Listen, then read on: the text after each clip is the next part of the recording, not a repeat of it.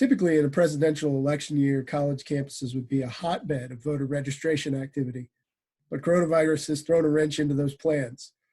This is Virginia Reports, and I am Ryan Gilchrist. Joining me tonight to talk about this issue, we have Audrey Nakagawa. She's a rising junior at James Madison University, and Maryum Elnasseh, who is a graduating senior at Virginia Commonwealth University. Audrey, I know you've done some research on this week. What are various groups and campuses doing to deal with the fact that they won't be able to recruit in person, at least not in the short term? Yeah, so I talked to a couple people at JMU who are involved with various civic engagement organizations, one of them being NextGen and the other one being the James Madison Center for Civic Engagement. And they filled me in that they will be moving their efforts virtually using social media, specifically YouTube videos and podcasts with information as well as graphics. And the Madison Center has an entire website for students to go to for voting resources specifically for students in Harrisonburg. And they're also doing online forums in town halls. But I know Maryum, she had other sources to talk to at VCU, so she can talk a little bit more about that. Yeah, so I spoke to Safa Al-Tayyib, who is the digital content associate at NextGen. And she's been telling me how the recent outbreak has really hindered their traditional approach to campus mobilization. Around this time of year, especially like Earth Day, they would have a lot of events planned that have gotten canceled.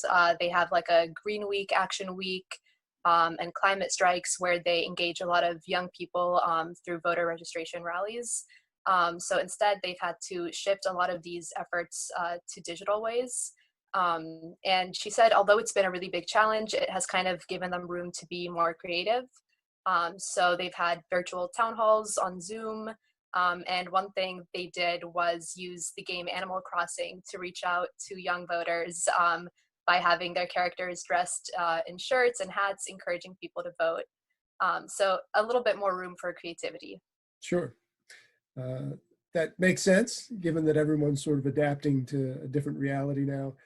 How do we feel like this is going to impact not just the presidential election in November, which is obviously something that would be on everyone's mind, but plenty of other elections that are happening in Virginia? Audrey, anybody you talked to that had some sense of how this might impact turnout and other things?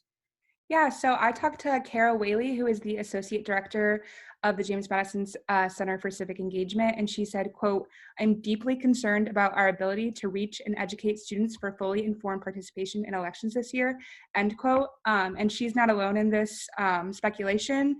According to Pew Research Center, 2/3 of Americans expect COVID-19 to disrupt the presidential election. Because of this, there's been talk in Virginia about moving in-person elections to mail only, otherwise known as universal vote by mail, which 5 states already have, period, other than in this crisis. I know Maryum did some other research, so she might have more to say about that. Yeah, so I've been looking at data reported by The Atlantic, and it's shown that new registration has declined significantly in many states compared to the same time period back in 2016. So especially states like Washington that saw one of the earliest outbreaks. Last month, they only registered about 1/3 as many voters as they had around this time in 2016. Many other states have seen voter registration rates drop by more than half. So we'll have to see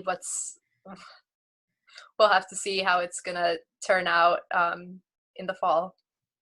Right. Well, we'll have to see is something that is a pretty general answer for any number of topics right now.